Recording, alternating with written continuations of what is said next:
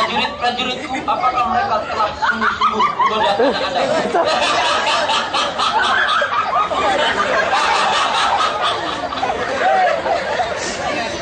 Saya harap kalian bersungguh-sungguh dalam menggoda manusia, supaya semakin banyak musuhku yang ikut bersamaku masuk ke dalam neraka, seperti janji nenek moyangku dulu yang tertulis di dalam Al-Quran Al-A'raf ayat 15-16.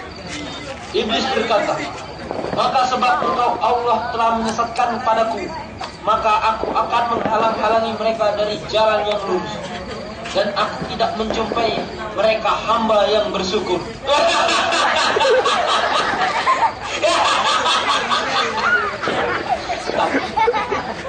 Ngomong-ngomong, mana prajurit-prajuritku?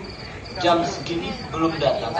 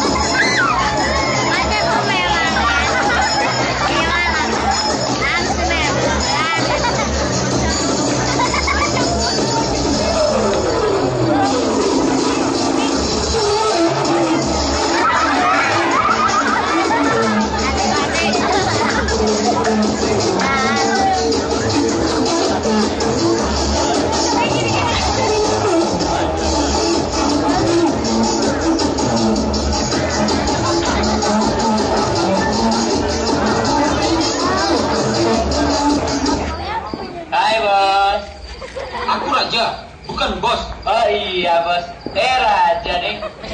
Kenapa jam segini baru datang? Maaf bos, di perjalanan saya banyak peluang untuk menggoda manusia. Dengan itu saya gunakan waktu saya untuk menggoda manusia di jembatan-jembatan. Di sana banyak anak muda yang kepala sampai anusnya ditusuk dengan besi. Maksudnya? Ah bos, udah jarang disambung ya. Jarang ngaji kelompokan ya? Enak aja. Saya kan raja. Ya cukup tahu aja. Enggak pakai sambung-sambungan.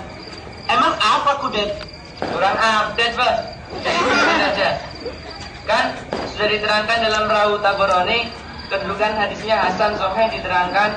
Jadi lebih baik tusuk kepalanya sampai anusnya daripada bersenggolan dengan perempuan yang tidak halal. Jadi Tuan Raja, saya goda manusia untuk banyak melakukan dosa-dosa kecil seperti bersenggolan, dan dia akan melakukan dosa besar. Saya juga bekerja sama dengan kru yang lain dalam hal ini.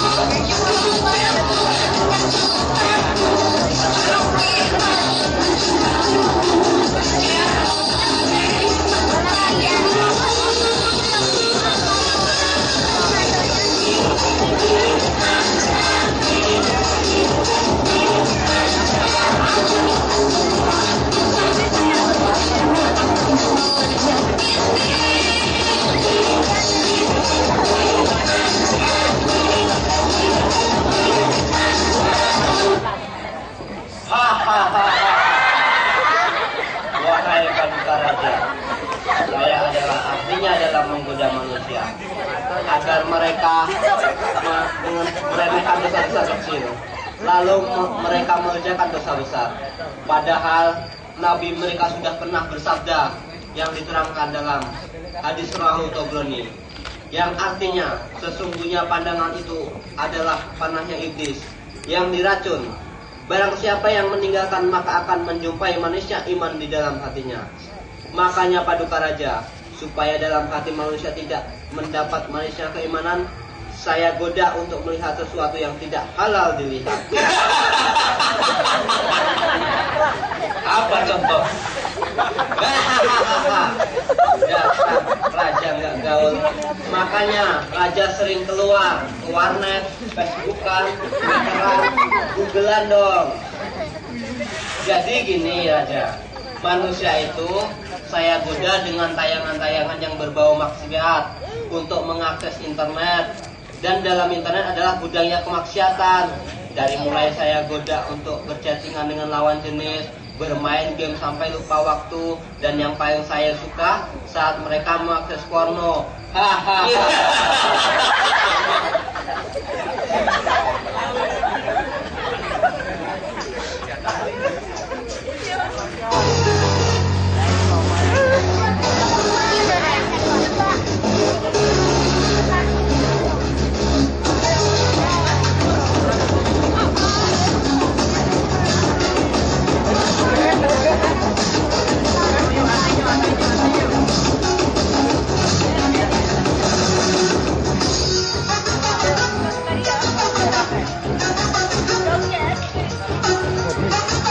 Balon ngalangin, copot aja.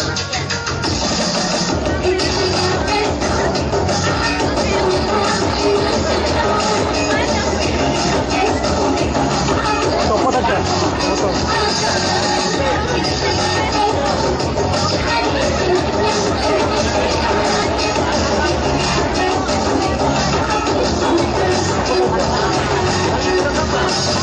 Gak apa-apa.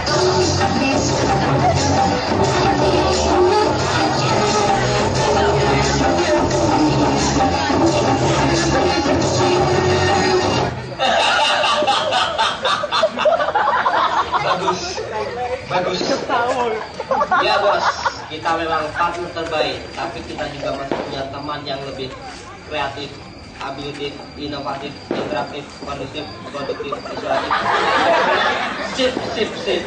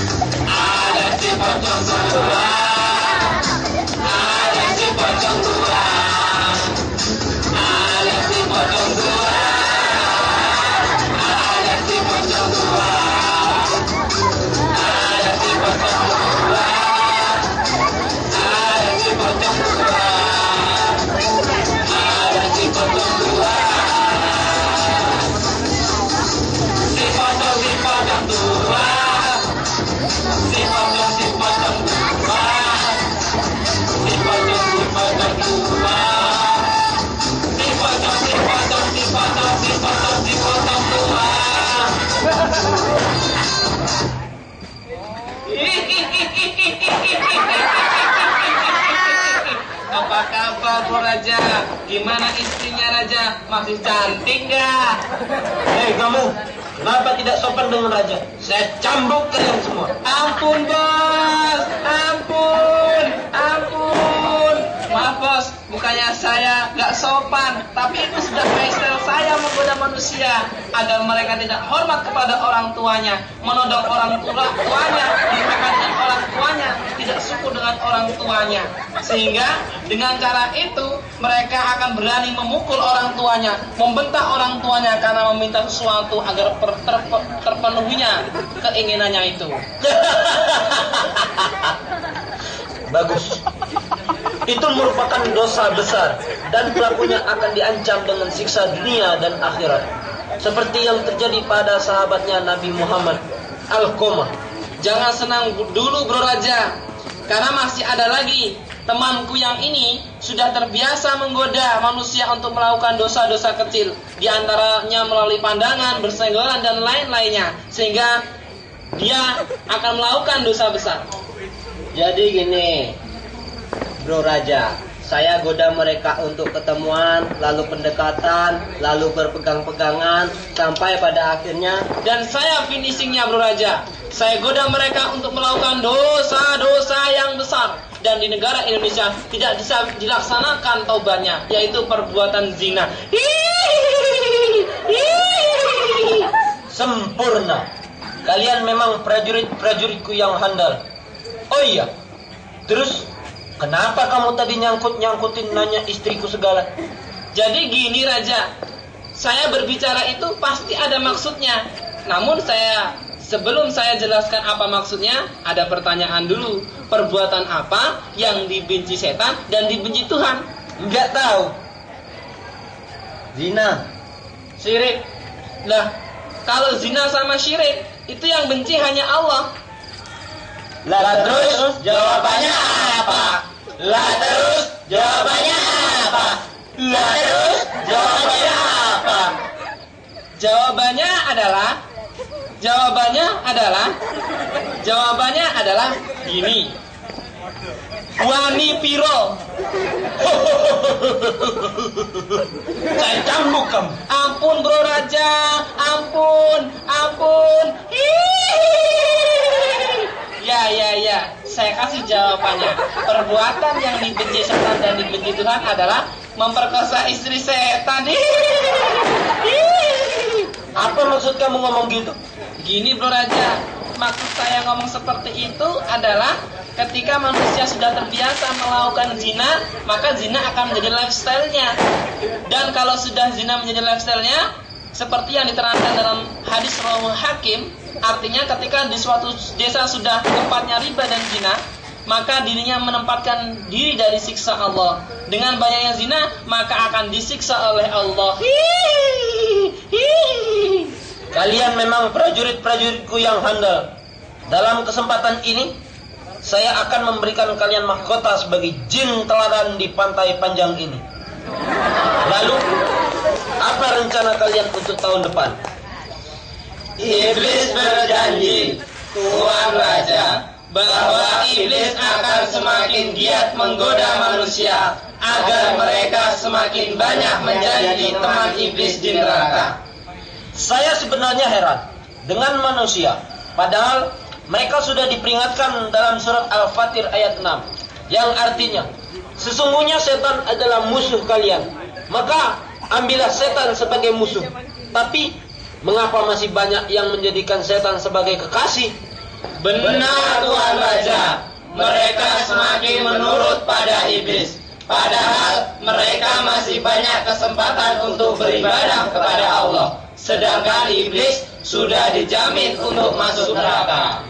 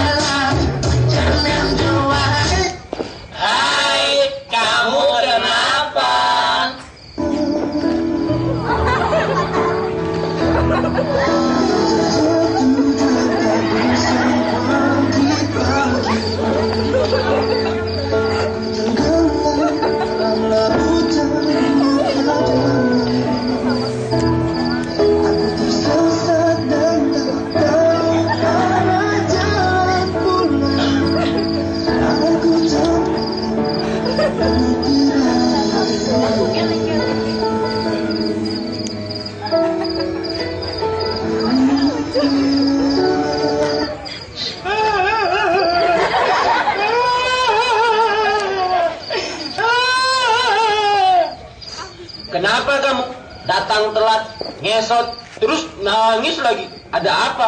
Habis kecelakaan? Ini bos, saya punya satu musuh yang sangat susah untuk saya goda, yang membuat saya jadi seperti ini. Tadinya saya menggodanya, malah saya yang kalah. Siapa dia? Dia adalah hamba Allah bos, yang soleh, setia ibadah, berakhlak karimah, seorang ulama, tak dermo, tidak sombong dan sangat baik. Saya goda dari penjuru manapun, susah sekali. Ketika dia susah dengan wanita, pokoknya capcus cin. Jadi saya kalah raja. Ya sudah, memang kalau orang seperti itu susah. Kita harus cari celah lain, oke? Jangan nangis lagi, tambah jelek nanti kamu.